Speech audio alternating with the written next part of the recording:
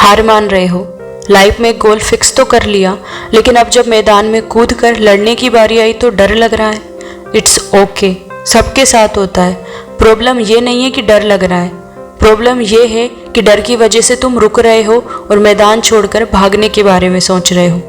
तुम्हें पता है दुनिया में सिर्फ 1-2% लोग ही क्यों सफल होते हैं? क्यों 99% लोग वो नहीं कर पाते जो वो 1% लोग कर जाते हैं? कई लोग होते हैं जो अपनी लाइफ में गोल बना लेते हैं, लक्ष्य बना लेते हैं, लेकिन जब बारी आती है मैदान में आकर लड़ने की, वहाँ डटे रहने की, तो कई लोग वहीं ड्रॉप कर देते हैं अपने डर की वजह से, या कोई ना कोई बहाना बना ही लेते हैं। पर जो 1% लोग कर जाते हैं वो सिचुएशन में आकर भी लड़ने की सोचते हैं। सचिन, रमेश तेंदुलकर, आज इन्हें लोग गॉड ऑफ क्रिकेट कहते हैं, क्रिकेट का भगवान। इतने बड़े खेल का भगवान कहलाना कोई मामूली बात नहीं है। इनकी लाइफ में इनके डेब्यू मैच में ही ऐसी सिचुएशन आकर खड़ी हो गई थी कि वो भी बहाना बनाकर उन 99% लोगों की तरह मैदान छोड़कर जा सकते थे, पर उन्होंने ठीक इसका उल्टा किया।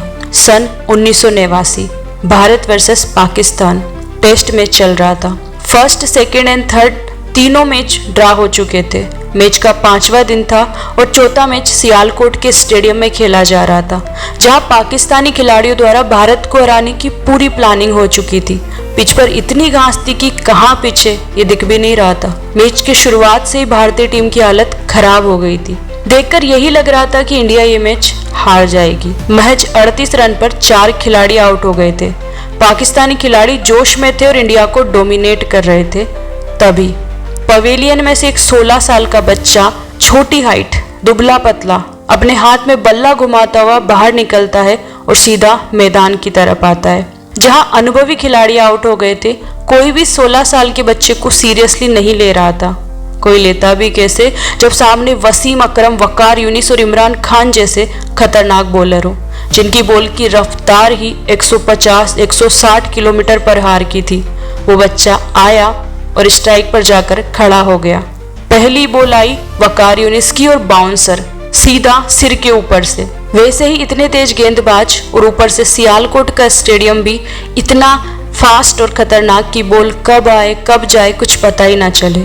तभी दूसरी बॉल आई 170 किलोमीटर पर हार की स्पीड से और सीधा उस खिलाड़ी के नाक पर जाकर लगी। पूरी नाक में से खून बहने लगा, आंखें काली पड़ गई, कपड़ों पर खून, पेट पर खून, चारों तरफ खून ही खून। सबने जाकर उसे देखा। फिजियोथेरेपिस्ट भाग कर आए, नाक पर रुई लगाई, खून बह रहा है। डॉक्टर कह रहे हैं चलो पवेलियन में तुम्हारा इलाज करते हैं। सामने की साइड नवजोत सिंह सिद्धू खेल रहे थे। उन्होंने कहा कि रिटायर हर्ट होकर चले जाओ, थोड़ी देर बाद वापस आ जाना और ज्यादा प्रॉब्लम हो तो हॉस्पिटल चले जाओ। सब उसे वहां से भेज रहे थे। तभी वो 16 साल का बच्चा डॉक्टर को धक्का देता है और 2 ऐसे शब्द बोलता है कि वहां खड़ा हर इंसान अवाक रह जाता है। उसने कहा, मैं खेलेगा। उसने सिर्फ यही कहा कि मैं खेलेगा, और वो उठा और उसने अपना बैट थामा और स्ट्राइक पर जाकर खड़ा हो गया और वकार यूनिस की अगली ही बॉल पर सीधा चौका लगाया और फिर बैक टू बैक चौके लगाए और जिस मैच को भारत हारने ही वाला था उस मैच को ड्रा करवा दिया, बचा लिया और पाकिस्तान में भारत की इज्जत बरकरार रखी। जिस सिचुएशन में सचिन को बॉल लगी थी, अगर उस समय वो मैदान छोड़कर चले जाते तो कोई उन्हें कुछ नहीं कहता, लेकिन उनका खुद का मन उन्हें कचोट था। यही अंतर है उन 1% लोगों में, जहाँ लाइफ बस उन्हें हराने ही वाली होती है, गिरा देती है, वो उठकर दोबारा खड़े होते हैं और खेलने की ठानते हैं। सचिन तेंदुलकर ने अपनी लाइफ में जितने भी रिकॉर्ड बनाए, उनकी शुरुआत उसी दिन हो गई थी जब उन्होंने कहा था मैं खेलेगा। लीजेंड उसी दिन पैदा हो गया था उस मैदान में जब उन्होंने कहा था मैं खेलेगा। लाइफ में गोल भी क्लियर है, मैदान में भी आ गए हो, पर यही होगी तुम्हारी परीक्षा कि तुम सचमुच अपने गोल के लिए क्या कर सकते हो। लाइफ तुम्हें आकर हिट करेगी, तुम्हें तोड़ने की कोशिश करेगी। उस सिचुएशन में वो ही बंदा डटा रहेगा जो अपने डर से लड़ेगा। सचिन तेंदुलकर को जब बॉल आकर लगी, उनका बॉल के प्रति जो डर था वो भी खत्म हो गया।